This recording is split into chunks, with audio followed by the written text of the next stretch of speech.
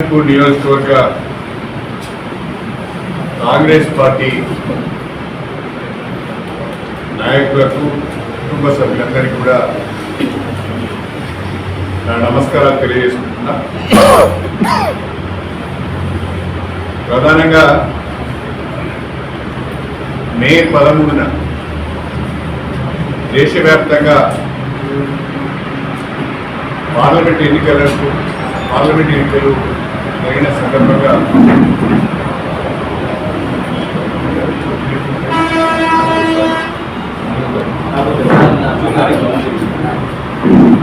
తెలంగాణలో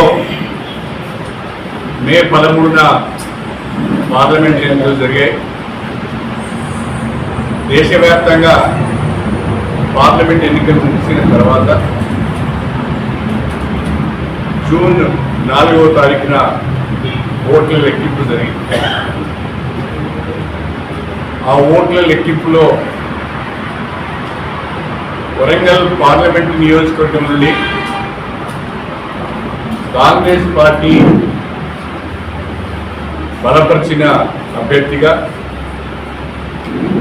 CPI, CPM, Telangana Janasamithi,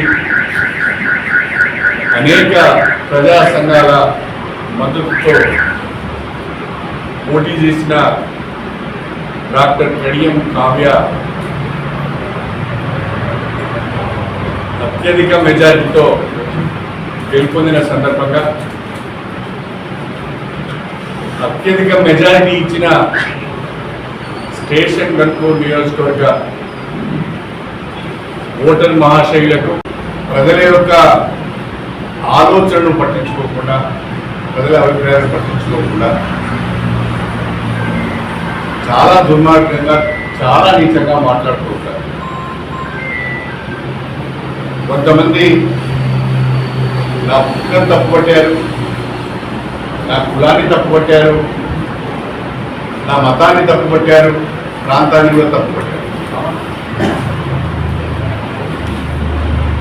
ఎవరు ఎంత నీచంగా మాట్లాడినా, ఎంత దుర్మార్గంగా మాట్లాడినా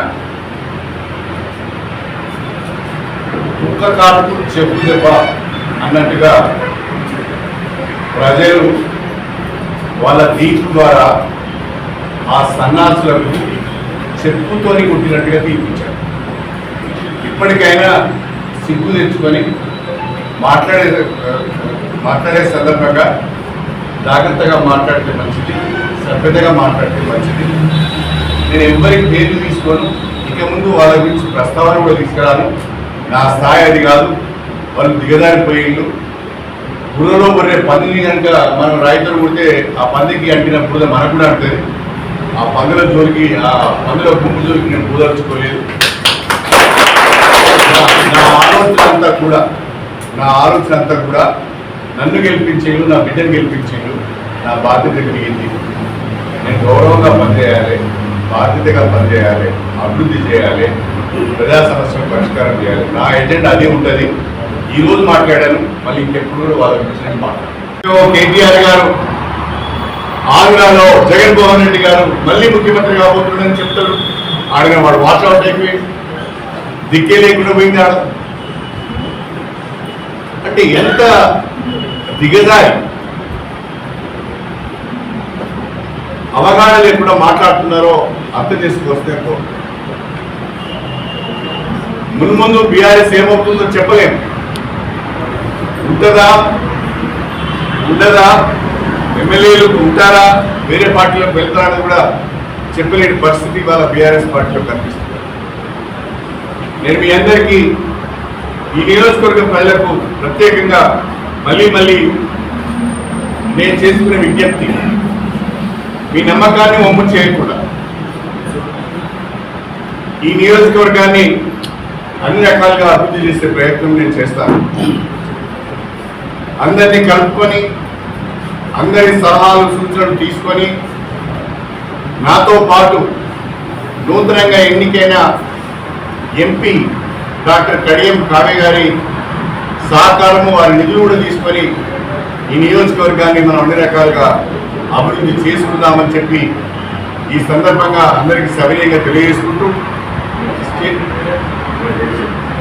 స్టేషన్ గన్పూర్ నియోజకవర్గ ప్రజలకు నా జీవితాంతం రుణపడి ఉంటానని, నా తుది శ్వాస వరకు కూడా ఈ నియోజకవర్గ ప్రజలతోనే నేను మమేకమై ఉంటానని, ఈ నియోజకవర్గ అభివృద్ధిలో, ప్రజల సమస్యల పరిష్కారంలో నా యొక్క ప్రయత్నం ఉంటుంది అని చెప్పి ఈ సందర్భంగా సవినయంగా తెలియజేస్తుంది. మొన్న జరిగిన గ్రాడ్యుయేట్స్ ఎమ్మెల్సీ ఎన్నికల్లో కూడా కాంగ్రెస్ పార్టీ బలపరిచిన తీన్మార్ మల్లన్న గెలవడం కూడా చాలా శుభసూచకం. తీన్మార్ మల్లన్న కూడా హృదయపూర్వకంగా అభినందనలు తెలియజేస్తుంది. ఈ నియోజకవర్గ కాంగ్రెస్ పార్టీ కుటుంబ సభ్యులందరికీ ధన్యవాదాలు తెలపడానికి ప్రత్యేకంగా 12వ తారీఖు నాడు స్టేషన్ గన్పూర్ నియోజకవర్గ కాంగ్రెస్ పార్టీ విస్తృత స్థాయి సమావేశం